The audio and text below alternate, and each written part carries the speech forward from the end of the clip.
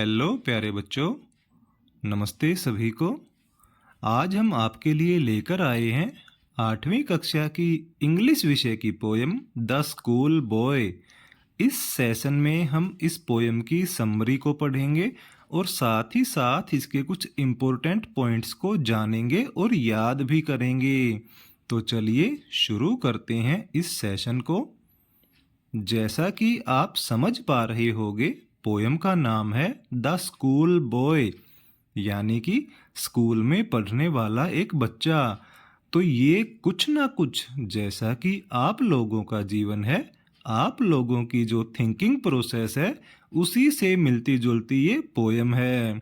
चलते हैं इसके पहले पॉइंट की ओर। The poem begins with the school boy telling us how he loves to wake up on a summer morning। Poem की शुरुआत में ही हमें बताया जाता है कि गर्मी की सुबह सुबह में बच्चे को जल्दी उठना कितना अच्छा लगता है, उसे पसंद है। He loves how birds sing in the morning। सुबह सुबह जैसे पक्षी गाना गाते हैं, पक्षियों का गाने से मतलब है पक्षी अपनी अपनी आवाज में चहचहाते हैं, वो सब उस बच्चे को बड़ा ही प्यारा लगता है। But he does not like going to school every morning. लेकिन उसे हर रोज सुबह सुबह स्कूल जाना बिल्कुल भी अच्छा नहीं लगता।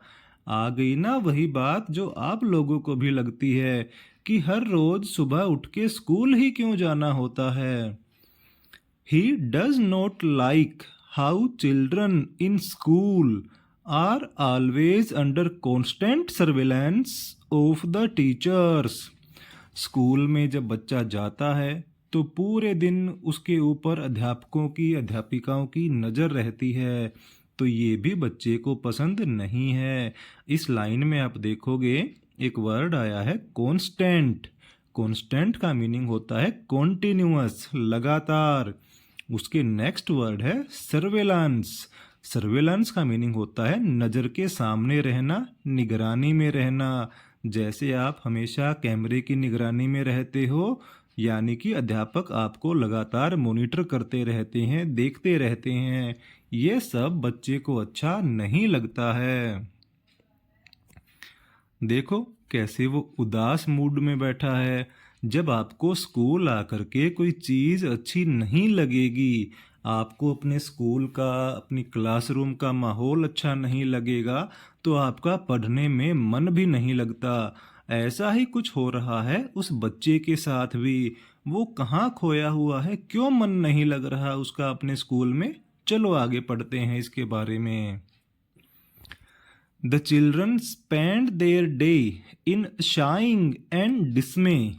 ज़्यादातर बच्चे अपना दिन बिताते हैं स्कूल के अंदर शर्माते हुए। शाइंग का मीनिंग होता है कि उन्हें शर्म महसूस होती है, एंड डिस्मे, और फिर उन्हें निराशा भी होने लगती है। अध्यापक के सामने या अपने फ्रेंड्स के सामने वो खुलकर अपने आप को एक्सप्रेस नहीं कर पाते हैं, हिचकिचाते हैं। He sits lazily। वो लेजी पोजीशन में बैठा रहता है। वेटिंग अनहैप्पीली, बिना खुशी के। अनहैप्पीली मीन्स अंदर से वो खुश नहीं है, इंतजार कर रहा है। फॉर आवर्स, कई घंटों से।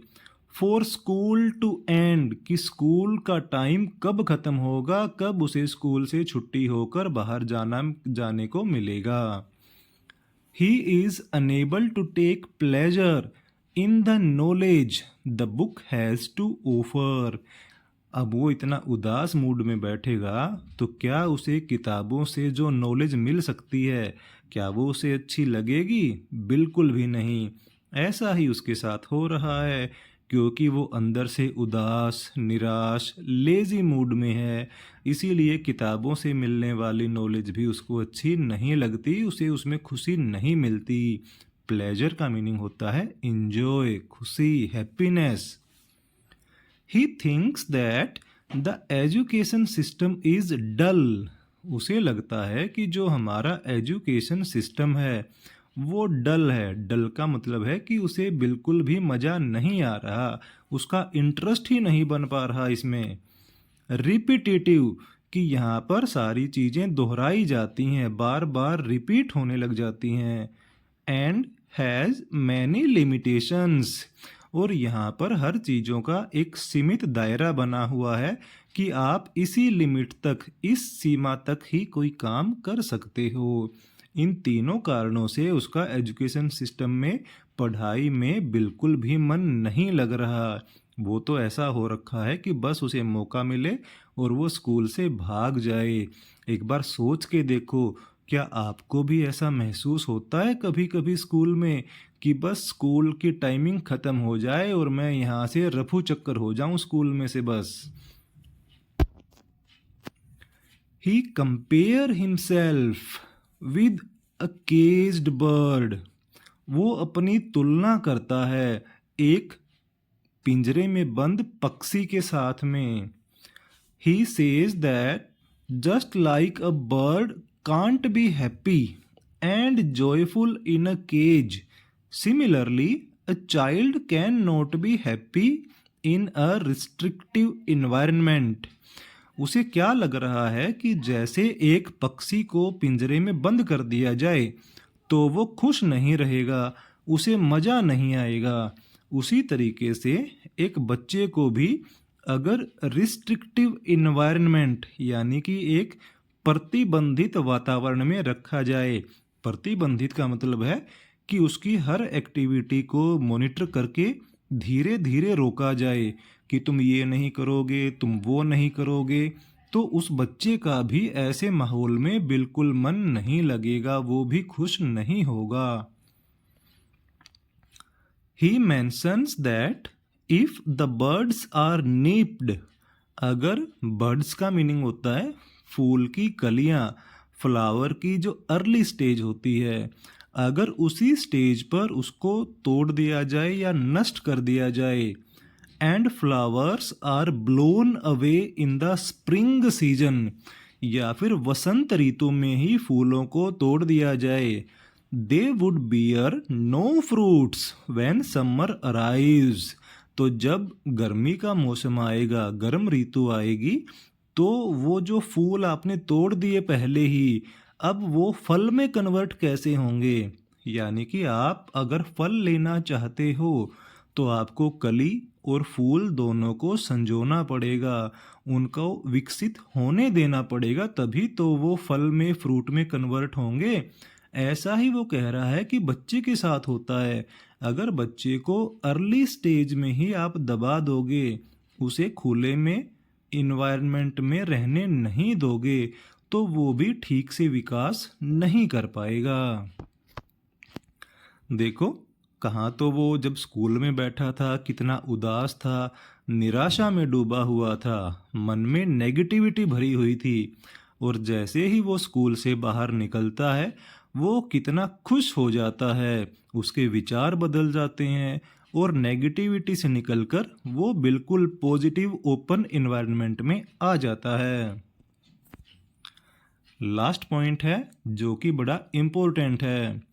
जस्ट लाइक दिस फ्लावर, बिल्कुल इसी फूल की तरह, if children will be robed of their youthful spirit, अगर बच्चों को उनकी युवा अवस्था में ही, यूथफुल का मीनिंग होता है नौजवान अवस्था, जब बच्चा विकसित होना शुरू हो जाता है, अगर उसी समय उसको रोक दिया जाएगा, उसको अपनी जवानी की अवस्था का इंजॉय नहीं करने दिया जाएगा।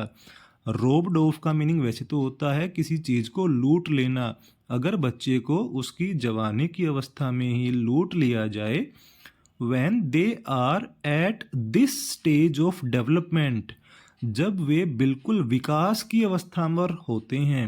डेवलपमेंट का मीनिंग होता है विकास होना। जैसे आपको भी लगता है ना कि आप छोटे थे, फिर धीरे धीरे आप बड़े होते जा रहे हो, मेच्योरिटी आपकी बढ़ती जा रही है, आपकी सोचने समझने की कैपेबिलिटीज भी बढ़ती जा रही हैं।